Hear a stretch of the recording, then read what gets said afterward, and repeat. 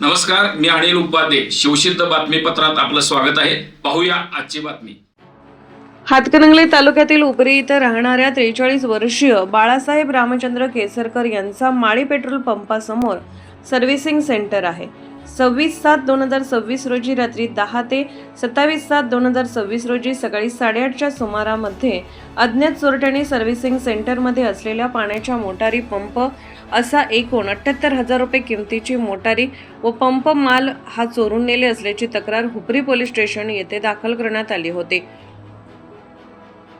सदर गुन्ह्याचा तपास पोलीस अधीक्षक नीलोत्पल सो, अपर पोलीस अधीक्षक अण्णासाहेब जाधव सो, उपविभागीय पोलीस अधिकारी विक्रांत गायकवाड सो यांच्या मार्गदर्शनाखाली हुपरी पोलीस ठाण्याचे पोलीस निरीक्षक सत्यवान हाके यांच्या सूचनेप्रमाणे हुपरी पोलीस ठाण्याकडील police head constable Bangar, police head constable Kamble, police constable Korbi, police constable Dhule, police constable Sonawane, police constable Magdum, police constable Bargale, police constable Ranage या सर्व हुपरी पोलिसांचे पथक, सायबर पोलीस ठाणे, महिला हेड कॉन्स्टेबल खोत तसेच हुपरी होमगार्ड पथक मुलानी, होमगार्ड गवळी यांनी गुन्ह्याची उकल करण्याकरिता विविध सीसीटीव्ही पडताळले तसेच गोपनीय बातमीदाराच्याकडून माहिती प्राप्त केली. त्याप्रमाणे गुन्ह्यातील संशयित आरोपी खोतवाडीत राहणार 41 वर्षीय मुकेश गणपती जाधव आणि 40 वर्षीय संगीता उर्फ माया मुकेश जाधव या पती पत्नींना ताब्यात घेऊन त्यांच्याकडे चौकशी केली असता सदर आरोपी यांनी केलेल्या गुन्ह्याची कबुली दिल्याने त्यांना अटक करून त्यांच्याकडून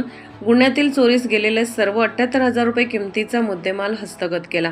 सदरचे आरोपी हे सराईत गुन्हेगार असून सदर आरोपी यांच्याकडून गुन्ह्यात वापरलेले वाहन 4 लाख रुपये किमतीचा मुद्देमाल जप्त करण्यात आलेला आहे. असा एकूण 4,78,000 रुपये किमतीचा मुद्देमाल हस्तगत करून गुन्हा उघडकीस आणला आहे. शिवसिद्ध न्यूजसाठी हुपरीहून विद्याधर पाटील.